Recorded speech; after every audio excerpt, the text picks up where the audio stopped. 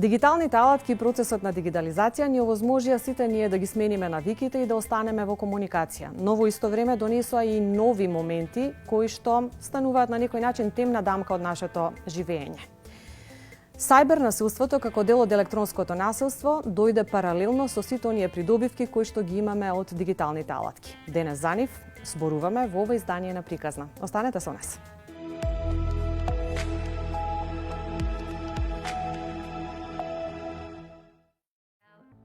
Интернетот и медиумската онлайн средина во Македонија според официјалните податоци се развиваат брзо и со силно темпо.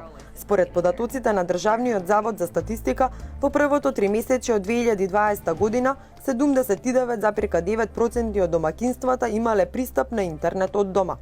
Учеството на домакинствата со широкопојасен интернет според типот на населеното место во вкупниот број на домакинства изнесува 87,8%. Во првото тримесечие од 2020 година, од вкупното население на возраст од 15 до 74 години, интернет користеле 81,4%, а 70,9% го користеле секој ден или речиси секој ден. 40,1% од лицата кои кога било употребиле интернет, нарачале, купиле стоки или услуги преку интернет во последните 12 месеци, а повеќето од нив, 36,4%, купиле облека или спортска опрема. Комуницирањето онлайн носи големи придобивки, но покрај добрите страни носи и ризици од кои мора да се заштитиме. Секој може да стане жртва на сајбер силеџиство. Сајбер силеџиство е силеџиство со користење на дигиталните технологии. Може да се одвива на било која од социјалните платформи и медиуми за размена на пораки, платформите за играње и на мобилните телефони. Кога силеџиството се случува онлайн, лицето кое е нападнато се чувствува како да го напаѓаат од секаде, па дури и во домот. Се чувствува како да е заглавен во стапица, од која не може да излезе. The global statistics are that 1 in 3 children report that they have been cyberbullied. And 1 in 5 children in the world have reported that they missed school because they didn't want to go to school because that's where they were the victims of cyberbullying and violence. In North Macedonia, we did a small study. UNICEF did a very small study of about 770 11 to 16-year-olds in primary and secondary school, and 15% reported that they were victims of cyberbullying and violence. That's about 1 in 6 or 7, and that's only those that have been reporting, because one of the problems with global statistics and even local statistics is that people feel ashamed or they don't feel comfortable reporting this. Сајбер силеџиството кај нападнатата личност може да предизвика ментални, емоционални, па дури и физички ефекти. Насилството, булингот е намерно повредување на една личност или група од друго лице или група, каде што има нерамнотежа на моќ. Тоа може да се случи лице в лице или преку сајбер просторот. Се проценува дека 1 од 5 деца на возраст од 11 до 18 години на некој начин биле малтретирани преку електронскиот простор. Ова е поврзано со периодот на адолесценција.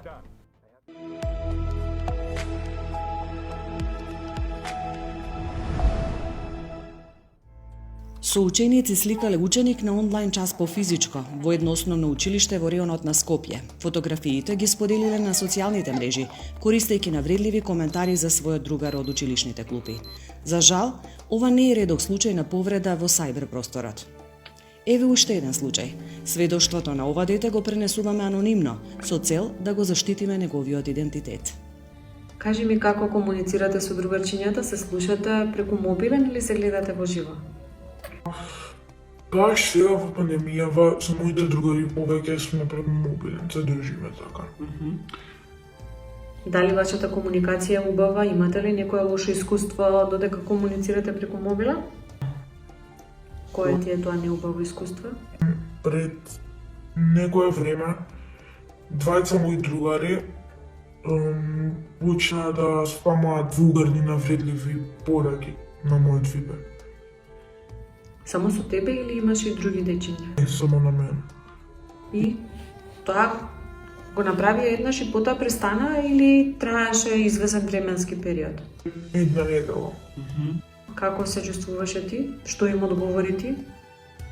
Пробував да одговорам, Но не може бидејќи тие беа двајца, јас еден. Немав шанса да се одбранам од тие работи што ги кажуваа за мене. Например, што кажува? Не сум сигурен да ги спомнам во емисија. Кажи ми, им кажа ли на твоите другарчиња, на некој во училиште, во твоето оделение, на твојот наставник, на педагогот, разговараше ли за да им каже дека тоа не е убаво? Разговарав само со две мои другарчиња кои што многу ми се добри, многу ги знам долго време.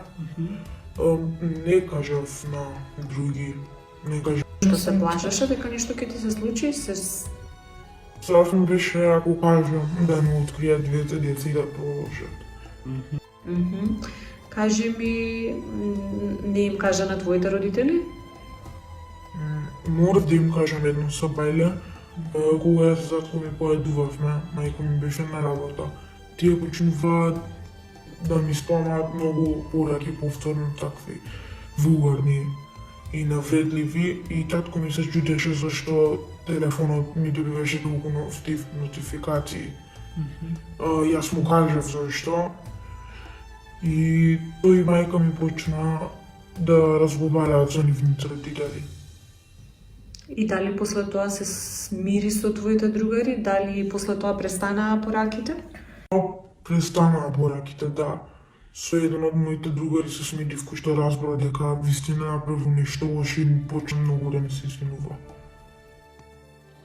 Многу деца, а и возрасни, не знаат дека ова е електронска форма на насилство.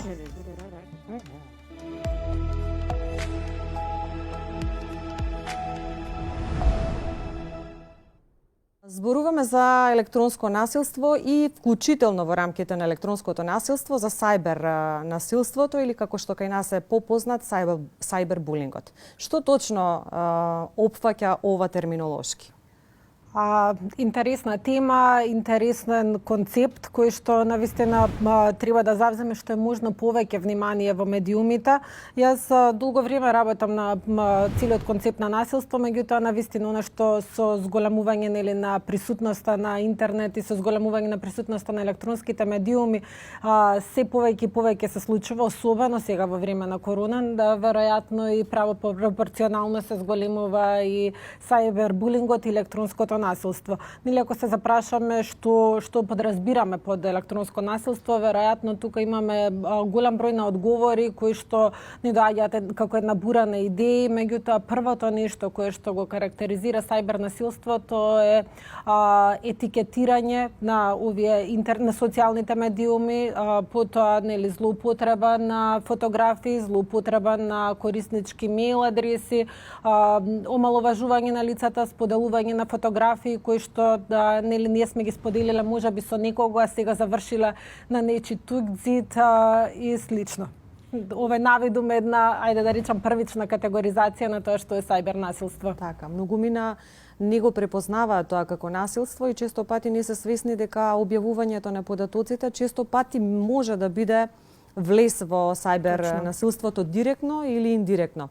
Со оглед на тоа дека во моментов се одвива онлайн наставата која што се одвива така како што се одвива заради пандемијата, овој момент е малку поизразен. Имаме истражувања кои што укажуваат дека и учениците, свесно, несвесно, некои поради неинформираност, предизвикуваат и стануваат дел од сајбер насилство. Како родителите да препознаат кога нивното дете станало дел од ваков чин? Така.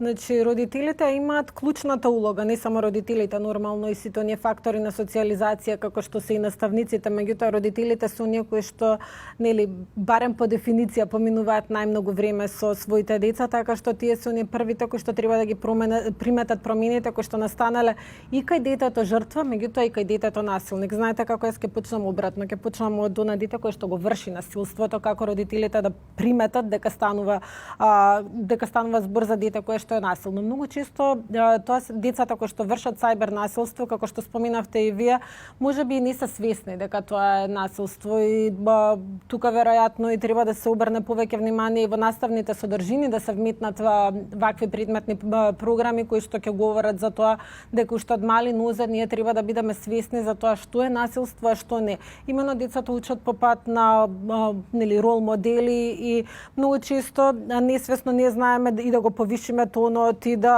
и децата да бидат сведоци на физичко насилство и така влегуваат во еден круг на така наречен магичен круг на насилство кој што Ден Олвејс, еден од авторите кој што за прв пат го споминува овој магичен круг на насилство, вели дека детето кое што го е жртва на насилство, потоа многу често станува насилник. Така е случајот и со сајбер насилството. Практично оние деца кои што не секогаш им се задоволени потребите дома и тоа најмногу почнувајќи од потребата за важност која што треба родителот да му ја даде, бидејќи родителот оној кој во кругот на семејството треба да го уважи детето, да ги валоризира неговите успеси или пак да го сослуша кога му е потребно, практично да го сподели своето време со него. Детето кое што нема да биде ставено во таква ситуација, многу често си бара некаков друг издувен вентил. И најчесто тој друг издувен вентил е практично омалување на некој друг. Имено познато е дека во психологијата кога туѓата самодоверба се намалува, својата расте, односно ако станува збор за насилството, велиме кога она дете кое што врши насилство врз друго, некако ја зголемува својата моќ, практично балансот на моќ е една од карактеристиките на насилството. И во тој момент, сакајќи да омаловажи некое друго дете, кај него расте самодовербата и моќта, меѓутоа тоа е многу кратко. На долги стази, веројатно повторно станува збор за дете кое што има потреба и од работа со него, и од потреба од љубов и поддршка од родителите. Така што родителите се оние кои што треба да ги забележат први овие промени кај децата, а од друга страна оние деца кои што се жртви на сајбербулинг многу често се повлекуваат во себе, почнуваат да избегнуваат социјални контакти. И сега тука веројатно исто така е добро да се знае дека кога кај останатите видови на насилство најчесто после извршување на насилството детето жртва чувствува страф и депресија. Меѓутоа кај сајбер насилството детето жртва на сајбер насилство чувствува тага, чувствува отуѓеност, се чувствува осамено. И многу често овие деца се оние кои што после извесен период, ако имале добар училишен успех, сега се повлекуваат во себе, ако учествувале во многу активности кои што се поврзани со училиште или спортски, сега почнуваат да се повлекуваат во себе, бидејќи кај нив се намалува самодовербата и на чувство на припадност во група, меѓутоа и на успешност. Ова се убави моменти кои што родителите би требало да ги препознаат, затоа што имаме физички, ментални, емоционални знаци кои што треба да се евидентираат со цел да се спречи она што подоцна може да биде пострашна последица. Сега знаеме дека благодарение на дигиталните алатки имаме многу рол модели кои што имаат влијание. Колку тие рол модели треба да се искористат одговорно како добри примери, односно да се научи или да се потенцира дека насилството во било кој облик е насилство и дека како такво не треба да се практикува. Колку тие пораки се значајни? Точно, значи учењето, како што споменав, по рол модел е едно од најважните начини на кои што децата учат. Децата учат преку пример, учат од она што го гледаат. И сега што е важно и што треба родителите тука да знаат? Важно е да сепак, затоа што особено во време кога наставата се одвива онлайн, родителот не е тој кој што има контролата на тоа што детето прави на електронските медиуми.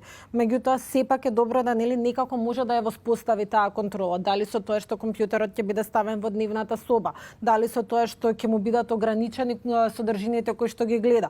Ние можеме да имаме многу позитивни модели и имаме и многу убави прирачници, начини на кои што детето може и само да се едуцира, меѓутоа не само, туку и со родителите. Знаете како на родителот му е многу полесно кога ќе си дојде од работа, додека се скрола со телефонот да му каже седни учи или работи нешто. И јас би рекла обратно дека сега и особено и во време на празници и во време на пандемија е убаво да родителите навистина посветат малку повеќе време и да сите тие активности кои што детето може да ги прави на интернет, може да ги прават заедно. Тоа може да бидат и активности, игри кои што се наоѓаат на не само на социјалните медиуми, туку и на разни едукативни портали, може да бидат активности кои што ќе ги прават заедно дома, меѓутоа не детето да биде оставено само на себе, затоа што се случува да родителот работи 8 часа од дома, детето да учи 5 часа од дома, едноставно некако почнуваат да стануваат цимери, а не родител и дете. Се губи оној традиционален однос кој што е многу важен. Затоа што во целиот овој процес родителската улога е многу важна и да тој принцип на позитивно родителство и родителските пораки кои што родителите им ги праќаат на децата се многу важни за детето да чувствува доза на сигурност дека навистина може да се обрати кај своите родители. Ние имаме деца кои што имаат многу разнишена самодоверба и кога ќе добијат некоја порака, не знаат да ја толкуваат како насилство или пак се плашат да пријават дури кај своите родители. Затоа што знаете како многу често не имаме родители или пак наставник кој што ќе рече сам си го бараше, твоја е кривицата заради тоа што доби ваква порака. Што е тоа што треба да го направи родителот? Родителот е оној кој што, прво треба да знае кои се социјалните контакти со кои што детето контактира. Дополнително е важно да му укаже на тоа дека пораките не смее да ги брише, затоа што утре во било каква ситуација може да послужат како било каков доказ и дека што и да добие како порака од некој кој што е непознат, веројатно дека треба да ја сподели со него. Значи таа доза на доверба и искреност помеѓу детето и родител ќе биде доволна да родителот секогаш послужи како еден столб во семејството на кој што детето може да му се обрати кога ќе се почувствува загрозено.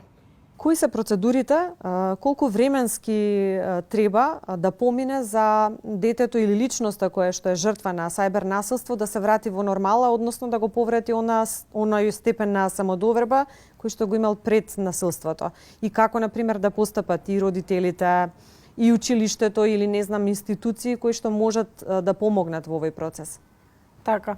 Ако велиме дека постои одреден временски период за кој што може да кажеме дека неколку пати нешто треба да се случи за да тврдиме дека детето е жртва на насилство, тука имаме она обратна страна од паричката, па некое дете и од едно повишување на тон, од една стигматизација или едно несоодветно однесување може да трпи многу поголеми последици за разлика од друго дете кај кое што тоа може да се случи 2 до 3 пати, па потоа да се јават последиците. Сето тоа зависи од тоа колку е детето резилиентно, меѓутоа и зависи од тоа колку јаки снаги има во семејството, колку поддршка има во семејството.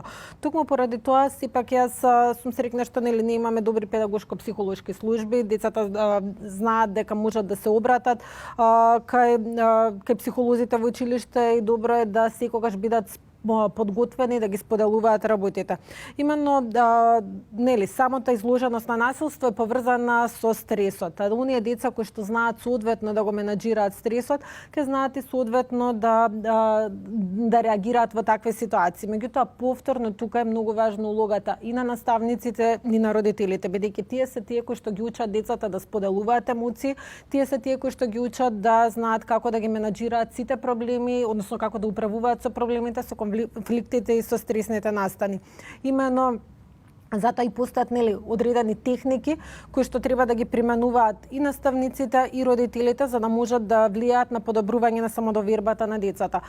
Со сето како можеме да ја подобриме самодовербата? Многу е важно важно е во тој процес на воспитување да знае родителот да постави една јасна граница, да постави правила кои што ќе се однесуваат на дисциплина, меѓутоа од друга страна важно е да постави да има разбирање помеѓу родителот и детето. Затоа и ние имаме неколку родителски стилови кај кои што едни родители се премногу попустливи, имаме и кои што дозволуваат се, па тука ќе видиме деца кои што се трескаат во продавница, ако не им е задоволено сега и веднаш, односно не знаат да реагираат на фрустрација, меѓутоа имаме родители кои што ги учат сосема поинаку детето на одредени активности. Па оние деца кои што знаат, се толерантни на фрустрација и оние деца кои што еве стекот на тој процес на воспитување научиле дека не може да им биде задоволено се сега и веднаш, веројатно и во тој процес на однесување ќе многу поинаку ќе реагираат кога ќе имаат многу поголема самодоверба и многу подобро ќе знаат да се носат со цел тој процес, меѓутоа и ќе знаат да ги споделат сите тие работи затоа што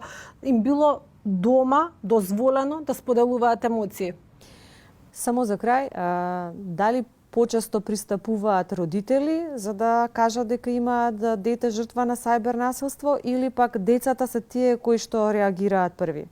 Тоа е многу интересно и многу пати сум размислувала на оваа тема и за жал сметам дека децата се оние кои што во поголема мера признаваат дека се жртви на сајбер насилство. Никако родителите дали се уште се срамат, дали не се свесни за тоа, како да сакаат да поминат преку тоа дека тоа е нешто нормално. Меѓутоа, воопшто не е нормално да ние и воопшто не е соодветно да едно дете секојдневно трпи смејување во група или исклучување во група или пак да едноставно бидат споделувани во рамки на Viber групите, Facebook групите, негови фотографии да се подсмеваат децата.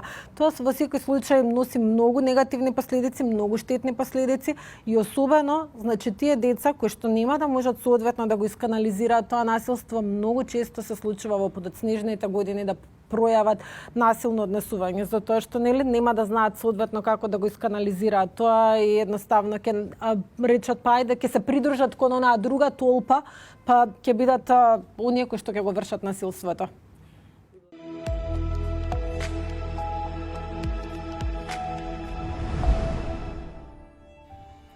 Електронското насилство е вид на насилство кој се повеќе ги засега учениците и наставниците, а постои недоволна информираност и умешност за справување со него.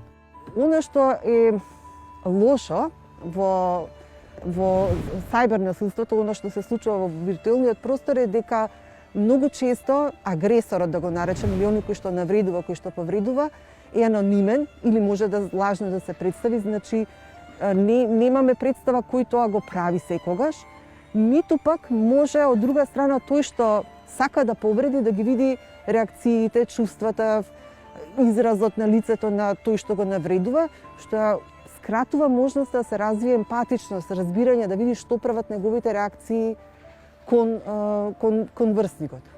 Развојот на современите технологии, особено во комуникацијата, доведува до појава на насилство со користење на информатичките технологии и социјалните медиуми. Сајбер насилството подразбира праќање на навредувачки SMS и MMS пораки, фото и видеоклипови, праќање на имејл, чет блогови, посетување на веб страници со несоодветни содржини, насилство преку користење на социјалните мрежи, како што се Facebook, Instagram, Viber, Skype и други апликации. Сајбер малтретирањето може да предизвика депресија, па дури и самоубиствени мисли кај децата. Најсоодветен пример за насилство врз деца преку интернет или со паметен телефон е кога некој ќе земе лична, компромитирачка слика од дете и преку мобилен телефон ја испраќа до сите. Заканувачките или понижувачките текстуални пораки од електронска пошта или мобилен телефон анонимно се испраќаат и се дистрибуираат до сите. Ова е форма на индиректен напад. Директен напад е кога се испраќаат вознемирувачки пораки на мобилен телефон, по имејл и четови. Потоа вознемирувачки фотографии по пат на MMS пораки на мобилен телефон или на социјалните мрежи, порнографски содржини или вируси по пат на електронска пошта или социјалните мрежи. За жал, не се само децата предмет на сајбер силеџиство. И возрастните можат да бидат предмет на електронско насилство. Онлайн наставата за жал го исфрли ова како еден податок за кој мора не само да се зборува, туку и да се најде соодветно решение. Ние гледаме, а не гледаме дека децата всушност ги изгубија училниците. Го изгубија просторот и децата и младите, и оние на најмала возраст, просторот во кој всушност се социјализираат, бидејќи ова се генерации кои живеат пред екран, таму имаат можноста да се социјализираат, да имаат меѓуврсничка поддршка. На глобално ниво, 1 од 5 наставници е жртва на кибербазитинг, форма на електронско насилство. Во оваа форма, учениците им се подсмеваат на нивните наставници. Потоа, тие ја доловуваат реакцијата на наставникот на видеото и ја објавуваат за другите да гледаат. Освен тоа што се понижувани, некои наставници ги губат своите работни места поради видеа, бидејќи не можат да ја задржат смиреноста. Позитивната употреба на технологијата која создава безбедни и ефективни практики е клучна во превенција од злоупотреба на технологијата. Училиштата треба да се осигураат дека наставните стратегии и цели ги поддржуваат иновативната и привлечна употреба на технологијата. И уште нешто јас би додала тука. Има родители кои се претерано загрижени околу онлайн наставата, па влегуваат во улога на онлайн наставници, на соученици кои шепкаат, бројат грешки, помагаат во наводници, што е погубно за детската самодоверба. Замислете под таков стрес како може детето да биде мотивирано за работа. А и исто така оние кои имаат самодоверба немаат потреба од споредба, тие се споредуваат со самите себе си, со својот успех вчера и денес и си дозволуваат да грешат. Грешките се дел од животот.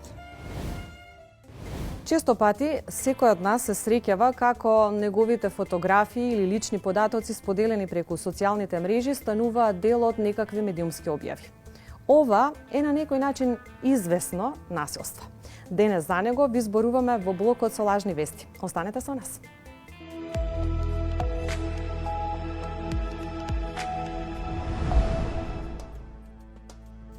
Често се случува медиумите да пренесат нечи коментар или фотографија од социјалните профили на Facebook. Во таквите ситуации сметаат дека објавениот податок е јавен, па може да го искористат. Податоците кои се објавуваат на социјалните мрежи, иако се јавни на профилот, не се достапни за широката јавност. Тие се лични податоци кои подлежат заштитни филтри, согласно Законот за заштита на лични податоци. Некои онлайн медиуми можат да одат уште подалеку во погрешната насока. Споделените туги податоци ги користат за омаловажување или вознемирување. Пренесувањето гласини кои можат да наштетат, па дури и самото објавување на фотографии со недоличен јазик во јавната комуникација, може да бидат електронско насилство, кое може да предизвика емоционални или ментални ефекти кај личноста која е предмет на таквото јавно омаловажување. Размислете пред да објавите или споделите онлайн. Секогаш имајте во вид дека објавениот податок онлайн може да биде искористен за да предизвика ваша штета. Интернетот нуди многу можности. Во нив, за жал, се испреплетуваат и можностите за манипулирање, ширење невистини, но и омраза. Еве неколку практични совети. Секој може да одлучи кој ќе може да го следи неговиот приватен профил, кој може да испраќа пораки директно или да коментира на вашите објави. Тоа се средува преку нагодувањата за приватност. Навредливите коментари, пораки и фотографии може да се пријават и може да побарате да бидат отстранети. Објавите на твојот профил може да ги избришеш или да ги сокриеш од одредени луѓе. Никогаш не споделувајте лични податоци со непознати лица. Избегнувајте да се најавите преку интернет на компјутер кој се користи јавно. Не го оставајте вашиот компјутер без редовна ажурирана антивирусна заштита и активен firewall. Избегнувајте да користите пиратска верзија на оперативен систем.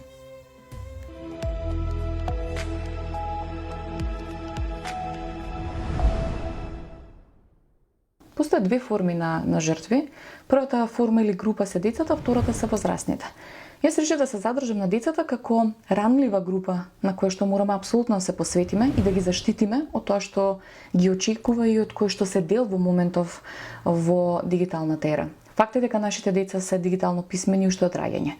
Меѓутоа тоа не значи дека треба да ги оставиме сами да го поминат тој процес. Како родител на две малолетни деца, кои што во моментов се уште не се дел од социјалните медиуми, меѓутоа, како што кажав и принал, кои се дигитално писмени, секојдневно стравувам од идејата дека ќе бидат жртви на интернет насилство.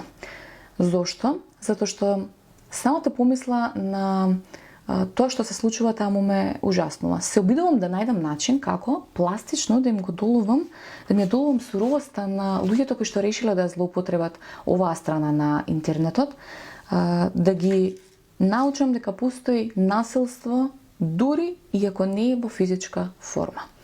Потребно е да ги имаат информациите. Доколку ние немаме информација, не можат ни тие да имаат. Информацијата е таа која што ни кажува, знаењето е тоа кој што ни дава можност да препознаеме проблем. Најтазен пример кој што е последен и кој што до овој момент се уште нема никакво решение е примерот со јавна соба. Што можеме ние да направиме за нив додека се мали?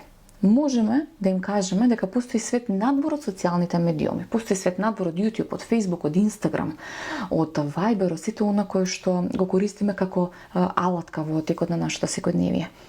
Постои свет кој што вклучува физичка активност, дружење со деца, представи, се она кој што ќе направи да бидат подалеку од дигиталните и виртуелните светови. Да им кажеме дека книгите не се само дел од нечија декорација на профилот на Инстаграм, туку тие се нешто кое што треба да бидат дел од нивното секојдневие. Книгите треба да бидат дел од нивната духовна надградба. Да ги научиме како да комуницираат со луѓе во вистинскиот свет, не во виртуелниот. На тој начин ќе можеме да допреме до нив и да им кажеме дека постојат работи кои што се прифатливи, кои што не се прифатливи. Постојат работи кои што треба да се кажат, да ги научиме што е правилно, што е погрешно, што не треба да се премолчува. Да им ја покажеме и таа страна попатно за кое што треба да зборуваат во иднина. Ако сега не ги научиме да разговараат, кога ќе дојде време да бидат дел од некој социјален свет, во тој случај сме го промашиле патот. Насилството во Америка, интернет насилството, минатата година кај студентите достигнало процент од 73. Пред 10 години овој процент бил половина. Дел од овие луѓе кои што биле жртви на интернет насилство, покрај тоа што биле жртви, биле и сведоци на интернет насилство. Дел од нив пријавиле, дел од нив не пријавиле, меѓутоа фактот постои. Би се навратила малку наназад сега, во времето кога ние бевме деца. Насилството постоеше и тогаш.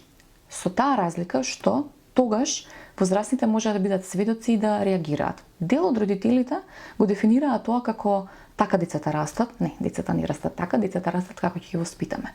Другата половина од родителите реагира и се обидуваа да ни покажат како треба да функционираме во животот. Насилството во било која форма не е решение. Ова не е некој ново откритие, нормално, меѓутоа важно е да се зборува за проблемите, важно е да се нагласат проблемите.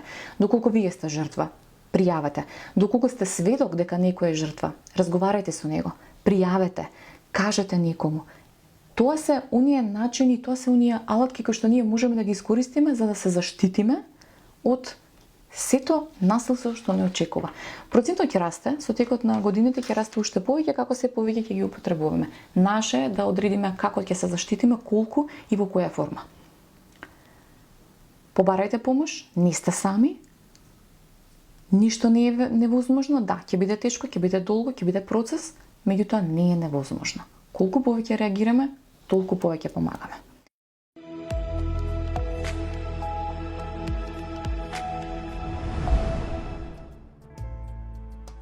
Појавата на глобалната социјална мрежа интернет и дигиталната револуција поттикнаа создавање нови навики. Интернетот дефинитивно е најголемата иновација. Мрежата станува вистински центар на пресретнување на најразлични информации. Дел од нив се вистински, дел од нив се лажни. Првата порака од компјутер до компјутер е испратена на 29 октомври 1969 година преку ARPANET, кој се смета за предвесник на глобалната мрежа интернет. Оваа мрежа е основана од огранокот за научни истражувања на Министерството за одбрана на САД. Првично било замислено да се користи на проекти при универзитети, како и во истражувања на научните лаборатории. Првата порака е испратена од страна на студентот Клайн од Универзитетот УКЛА по 22 часот и 30 минути. Текстот кој требало да се испрати преку оваа порака бил логин, но за жал системот паднал, па биле испратени само првите две букви. Интерактивните медиуми овозможуваат постојан тек на информации, при што и корисниците можат да ја менуваат формата и содржината на нив, кои ги добиваат во реално време. Интернетот представува интерактивен медиум. Интернетот стана автопат на информации. За жал, покрај добрата страна, тој носи и ризик. Секој да прави што сака.